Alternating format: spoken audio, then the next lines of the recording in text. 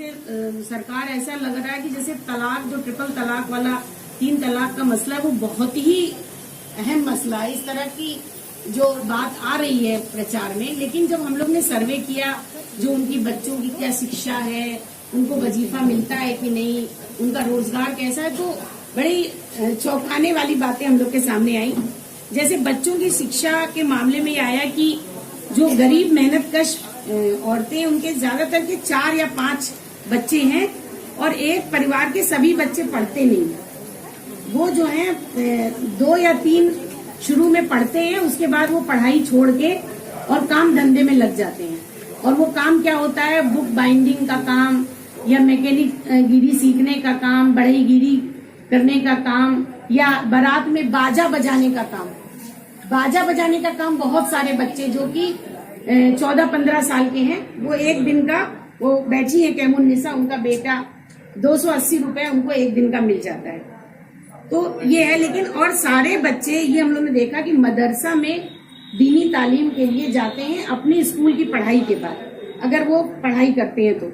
और बच्चे ज्यादातर पढ़ाई छोड़ ही देते हैं बीच में, क्योंकि उनके पास फीस नहीं होती। और फिर वो अपने परिवार की कढ़ाई का 250 रुपए मिलता था, अब उन्हें मुश्किल से 100 रुपए मिलते हैं। 50 फल जो चिकन के कुर्ते के जाली के 50 फल बनाती हैं, तो 20 रुपए उनको मिलते हैं। और 50 फल एक दिन में बन भी नहीं पाते।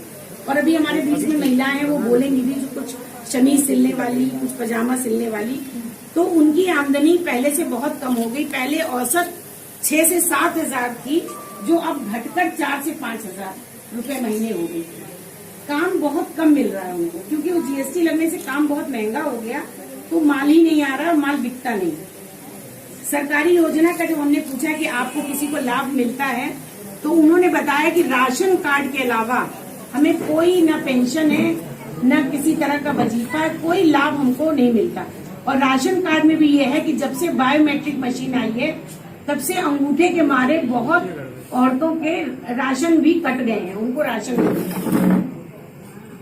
और केवल एक हमको वो आई नहीं है, रूबी नंदा खेड़ा की मिली, जिसने बताया कि हमको बेटी होने पे 20,000 का चेक मिला। केवल एक 453 लोग, और किसी को कुछ नहीं ना। बेटी बचाओ, बेटी पढ़ाओ, और धमका देती है। फिर वो 3, 4, 5 दिन के लिए दुकानें बंद हो जाती हैं। फिर जब वो पैसे देते हैं तब वो दुकानें उनकी खुलती हैं। और हम लोग को महिलाओं ने ये भी बताया कि गाँव में पहले फेरी लगाते थे बीच की, जो नौजवान बच्चे थे, लड़के